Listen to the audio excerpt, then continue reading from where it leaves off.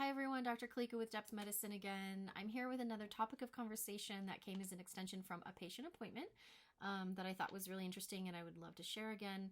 So to start off, the first thing that happened when this conversation sort of evolved was that I got this image in my head that I'll share. And, you know, I'm kind of a stick image person, so it's nothing fancy, but essentially, I hope this translates well. So I was trying to symbolize being in a state of unwellness and then being in a state of wellness, while there is this transitional space at the same time where we're sort of straddling, you know, any percentage of being unwell and well. That ratio of percentages changes all the time. But we were talking about being in that transitional space, and you know, being in that space, I think for many of us is extremely frustrating. There's a lot of judgment that often comes in that place and time where we feel like we're doing something wrong, we're not doing something well enough.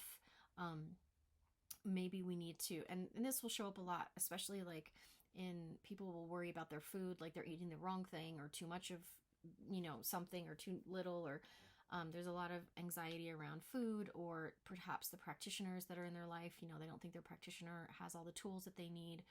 They're missing something somewhere, or they're just failing. They're failing at their treatment plan.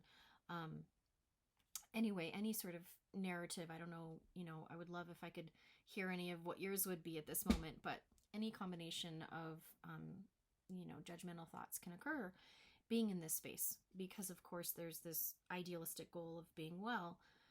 And while I would totally normalize that and understand that that's a natural way to feel, I want to flip it at the same time and provide another way of looking at it that may not be as attractive, but I think is quite valuable. So always to preface everything I say is, you know, sort of my perspective and my opinion, and I 100% of the time always encourage you guys, you know, whatever works for you and whatever feels right and good to you, and whatever opinions are yours to, of course, default to that.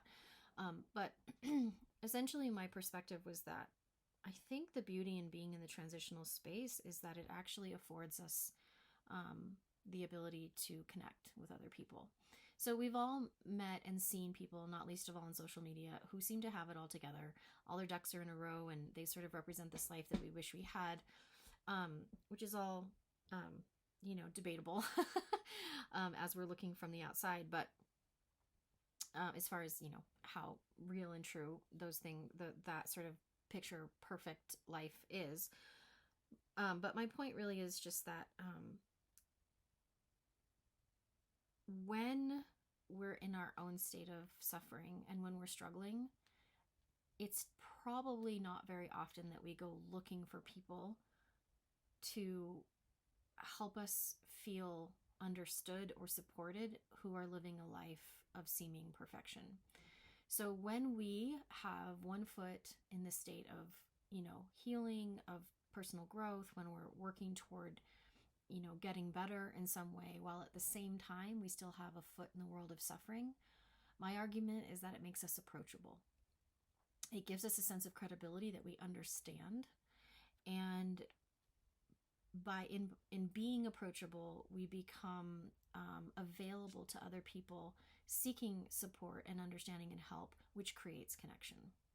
So from a purely human condition perspective, as far as like where we are in the world, sort of stepping back and looking from a bigger philosophical picture, I just want to offer the opportunity or option to consider giving yourself a little bit more grace when you're in a transitional space, to see the beauty in it, perhaps, if possible, that you as an individual are oftentimes more attractive to people who are looking for connection and support and understanding than to someone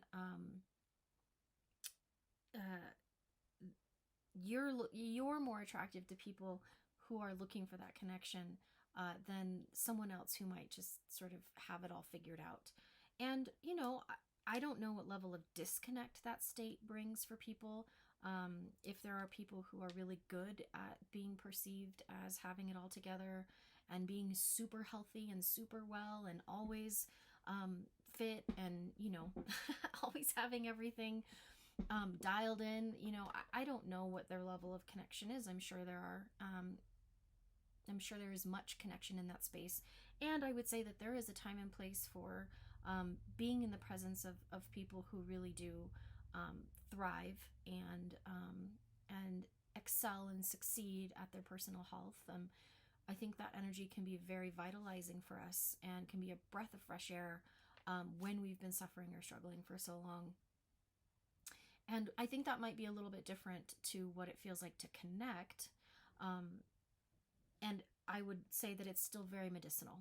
Um, and so, not to downplay being in that state in your life, but to recognize it for what it is. That is, it's like having a dose of, sort of energy infused and being motivated and inspired perhaps by people who have really achieved the ideal life. But at the same time, recognizing that when it comes right down to just being human, oftentimes we need relatability and approachability from one another, where when we're able to when we need to talk about our difficulties, and when we're really suffering and we're really struggling, that person gets it. It reminds me of a talk I heard a while back that said something to the effect of, it was a long time ago, but the idea stuck with me. It was something to the effect of, I don't really want to talk to anybody unless they've been to hell and back. Obviously, that's a really strong statement.